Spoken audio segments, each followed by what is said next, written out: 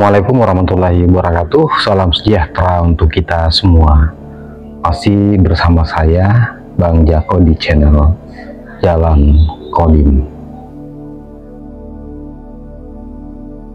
Hal yang paling umum kita lihat terkait bagaimana penyampaian tentang keilmuan, entah itu sains ataupun spiritualitas dan agama, itu mereka selalu mengacu kepada pendapat tokoh-tokoh yang sudah lama, yang sudah berlalu, yang sudah berlindung. Dan seolah-olah ada sebuah kebanggaan tersendiri ketika mampu mengurai pendapat dari seorang tokoh-tokoh tersebut.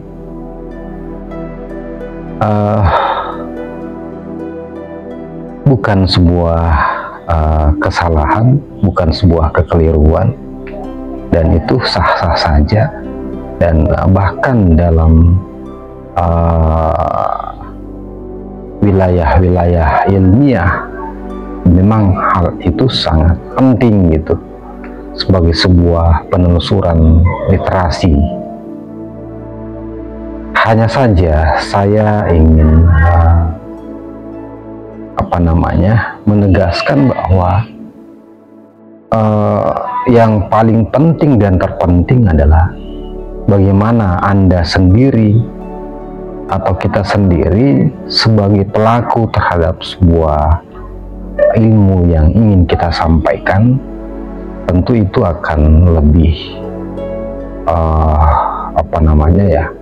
lebih tegas gitu, karena kita adalah seorang pelaku, makanya tentu kita akan lebih yakin gitu ya, atau bahasanya aku yakin terhadap apa yang kita sampaikan. Terkait dengan agama misalnya, ya, pemahaman tentang keagamaan, cara beragama dan lain sebagainya, itu sekarang sudah berkembang menjadi sebuah pendapat dan pendapat di mana ketika ingin menyampaikan sesuatu terkait dengan agama, seolah-olah kita tidak percaya diri jikalau kita tidak mengutip hadis-hadis ya yang kita tahu gitu. Padahal sejatinya beragama itu adalah sesuatu yang harus kita alami sendiri secara langsung. Artinya kita sebagai pelaku tentu mengalami atau merasakan sesuatu yang sifatnya langsung, karena kita menjalani laku-lakunya atau metodologinya. Nah, ini mungkin yang jarang ya dilakukan oleh orang-orang kebanyakan,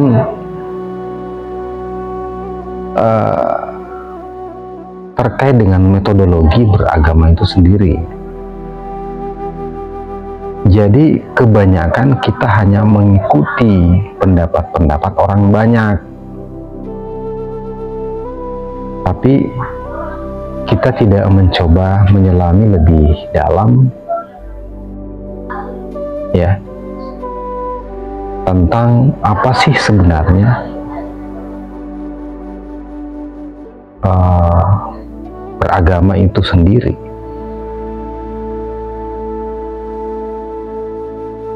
Ketika misalnya dalam hadis Nabi, salah satu hadis Nabi dikatakan bahwa ikutilah saya gitu. Nah, sebenarnya yang kita ikuti itu adalah apanya gitu. Apakah cara berpakaiannya, atau hal-hal yang sifatnya fisik gitu. Tetapi yang tentu kita harus ikuti adalah bagaimana beliau bisa mencapai atau sampai pada kesadaran puncak, atau yang biasa disebut dengan Sidratul Muntaha. Karena itulah yang terkait dengan laku spiritualis. Yang beliau inginkan adalah bagaimana kita pun bisa sampai pada kesadaran puncak itu. Karena itulah yang kemudian akan mempengaruhi moralitas umat secara keseluruhan gitu. Ya, dalam epistemologi dikatakan bahwa perbuatan-perbuatan kita itu atau apa yang kita lakukan ya itu dipengaruhi oleh tingkat kesadaran kita. Ya, makanya sebenarnya berbicara tentang moralitas, yang paling penting dan pertama adalah kesadaran dulu yang harus dibenahi. Dan terkait kesadaran tentu itu adalah wilayah spiritualis, wilayah spiritualitas, wilayah agama. Kalau sebuah spiritualitas dan agama itu tidak mampu menaikkan kesadaran kita, maka jangan berharap banyak terhadap perbaikan moralitas. Ya, jadi hubungan antara moralitas umat dengan agama dan spiritual itu kan sebenarnya keywordnya di situ tadi. Bagaimana sebuah pelaku spiritualitas dan agama itu mampu menaikkan kesadaran kita. Karena dari kesadaran itulah yang kemudian akan merubah moralitas itu sendiri. Nah, terkait dengan kesadaran itu tentu itu adalah sesuatu yang dibangun dari sebuah proses laku dan praktek. Makanya dalam tradisi-tradisi torekah, tasawuf atau spiritualitas yang lainnya, ya ada yang disebut dengan tazkiyatun nafs, proses penyucian jiwa. Nah, itu adalah sebuah laku sebenarnya yang tujuannya adalah bagaimana menaikkan kesadaran itu.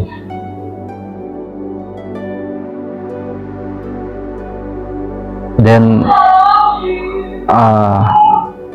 dari keseluruhan laku itu kan yang terpenting adalah bagaimana kemudian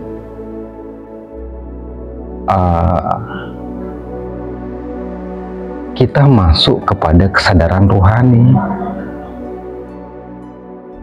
Karena tingkat tertinggi dari kesadaran itu adalah ya kesadaran rohani itu.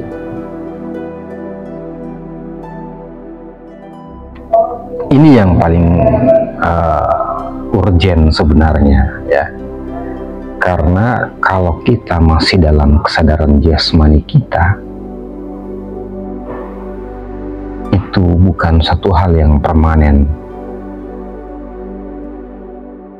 Karena dalam wilayah-wilayah jasmani, kesadaran jasmani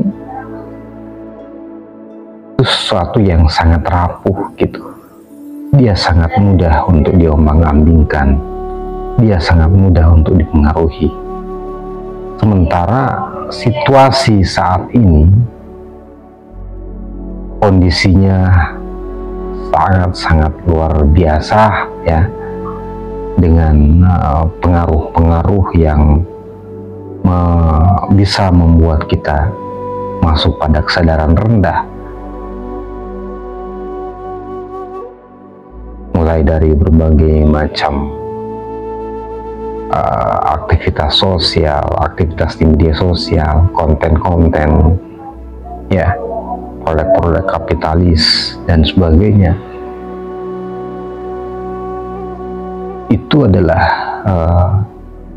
sesuatu yang kemudian bisa mempengaruhi kesadaran kita jikalau kita masih pada kesadaran jasmani.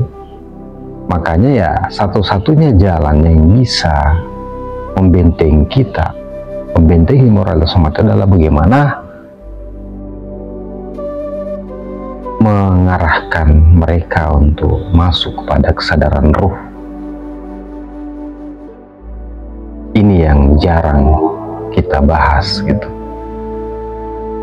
Dan tentu ada metodologi-metodologi tertentu untuk masuk kepada kesadaran ruh itu, di mana dalam kesadaran ruh itu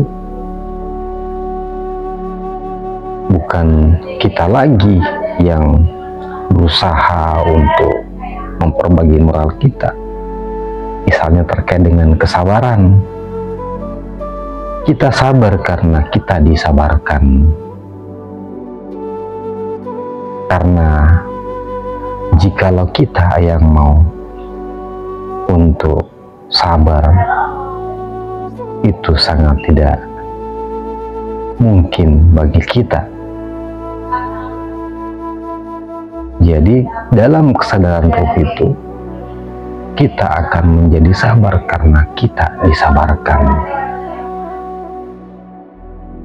Dalam kesadaran ruh, kita bisa ikhlas karena kita diikhlaskan. Kalau dalam kesadaran jasmani, ketika kita mencoba ikhlas, itu hal yang tidak mungkin, karena segala sesuatunya selalu ada pamrih, akan selalu ada tuntutan dari apa yang kita kerjakan. Tetapi dalam kesadaran ruh, keikhlasan itu muncul karena memang kita diikhlaskan. Demikian pula dengan hal-hal lain yang terkait dengan moralitas, di mana di situ ego kita yang seolah-olah merasa mampu untuk bersikap baik atau berbuat baik itu kemudian dilumpuhkan, karena sejatinya kita ini tidak bisa benar-benar berlaku baik. Makanya dalam kesadaran rohani itu, semua hal yang terkait dengan bagaimana kita menjadi baik dan sebagainya, itu bukan lagi ranah kita. Nah, ini yang saya maksud dengan bagaimana kita belajar atau mempelajari sesuatu itu harus dengan praktek dan berpraktek, bukan katanya ini, katanya itu, dan lain sebagainya. Tetapi bagaimana kemudian kita yang menjadi pelakunya. Di sini kita punya semua metodologinya. Ya, kita tidak lagi berdebat tentang teori, kita tidak lagi berselisih atau berdebat tentang mana yang baik, mana metodologi yang terbaik, mana yang benar. Tetapi di sini kita melakukan, kemudian membuktikan sendiri. Kalau Anda penasaran dengan itu, ya, tetap di channel ini dan bisa atau bisa langsung bersilaturahmi dengan kami. Kami punya komunitas ya, dan kalau Anda serius ya silakan kontak admin. Tetap bersama saya, Bang Jako. Assalamualaikum warahmatullahi wabarakatuh.